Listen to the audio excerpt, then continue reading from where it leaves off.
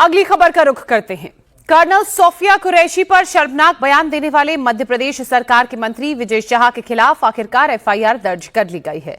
High court के आदेश के बाद मंत्री विजय शाह पर इंदौर के महू के मानपुर थाने में एफआईआर दर्ज की गई, जिसमें बीएनएस की धारा 152 यानी देश की संप्रभुता, एकता और अखंडता को खतरे में डालना, धारा 196 एक बी यानी कि अलग अलग समुदायों के बीच आपसी सद्भाव बिगाड़ना और 197 एक सी के तहत मामला दर्ज किया गया है। वहीं मामले में जबलपुर हाईकोर्ट ने सख्त रुख अपनाया। आज फिर मामले पर सुनवाई होगी। दूसरी ओर विपक्ष मोहन सरकार पर लगातार हमलावर है और कड़ी कार्रवाई की मांग पर अड़ा हुआ है, जिस पर मध्य प्रदेश के मुख्यमंत्री कार्यालय ने एक्स पर एक पोस्ट कर लिखा, सीएम मोहन यादव ने कैबिनेट मंत्री विजय शाह के बयान पर कार्रवाई करने के निर्देश दिए हैं। तो बीजेपी नेता उमा भारती ने मांग भी की कि विजय शाह को मंत्री पद से बर्खास्त किया जाए, क्योंकि उन्होंने पूरे देशवासियों को अपने बयान से लज्जित किया है।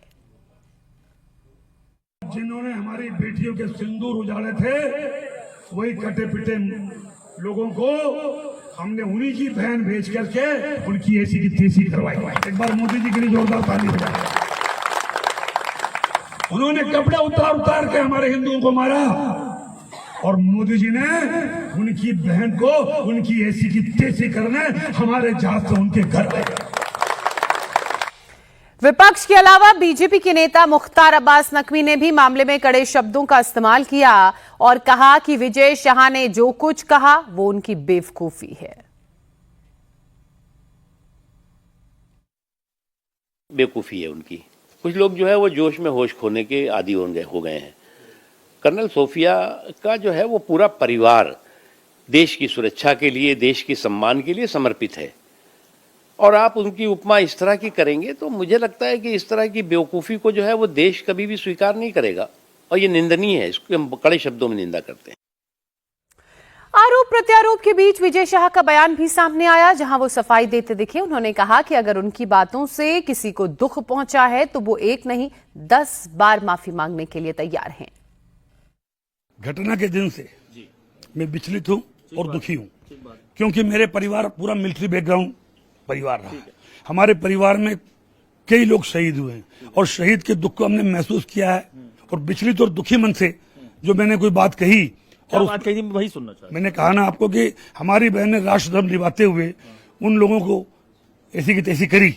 अगर इसमें कोई बात विचलित मन से और दुखी मन से कुछ हो गई हो, आगे पीछे शब्द हो गए हों, तो कहीं पे मेरा कोई सोच नहीं, कोई ऐसा हम सोच नहीं सकते। सोफिया बहन के बारे में, हमारी मिलिट्री के बारे में, हमारे मोदी जी के बारे में, वो सोफिया बहन हमारी सगी बहन से ज्यादा महत्वपूर्ण है। मैं उसके कर्म को सलूट करता हूं। हम कभी सोच भी नहीं सकते, लेकिन फिर भी जिस तरीके से मीडिया में लोगों ने माहौल बनाया है, और किसी समाज को या किसी को भी अगर थोड़ा सा भी मेरे बयान से दुख हुआ हो, तो विचलित और दुखी मन से कोई बात निकल गई हो, तो मैं 10 बार माफी मांगने को तैयार हूं। कांग्रेस के ही नेता दिग्विजय सिंह ने भी मामले पर नरेंद्र मोदी सरकार पर निशाना साधा। दिग्विजय सिंह ने कहा कि बीजेपी के नेता जिस तरह की बयानबाजी कर रहे हैं, उसके पीछे एक कंपटीशन चल रहा है कि कौन कितना हिंदू और कितना मुसलमान कर सकता है। जब से नरेंद्र मोदी जी देश में प्रधानमंत्री बने हैं, उन्होंने इस प्रकार का जहर घोल दिया है लोगों के दिमाग में, जिसके कारण भाजपा के नेताओं में होड़ लग जाती है कौन ज्यादा हिंदू मुसलमान के बीच में नफरत पैदा कर सकता है। कर्नल सोफिया कुरैशी, पूरे देश में उनकी प्रशंसा हुई है, लेकिन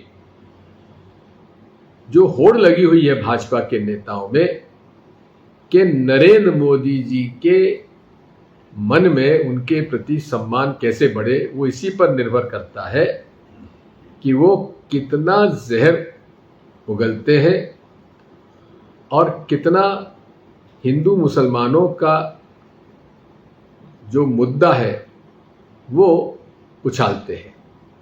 मैं इसकी घोर निंदा करता हूं और भाजपा के सभी नेताओं से अनुरोध करता हूं कि उनके खिलाफ कार्रवाई की जाए।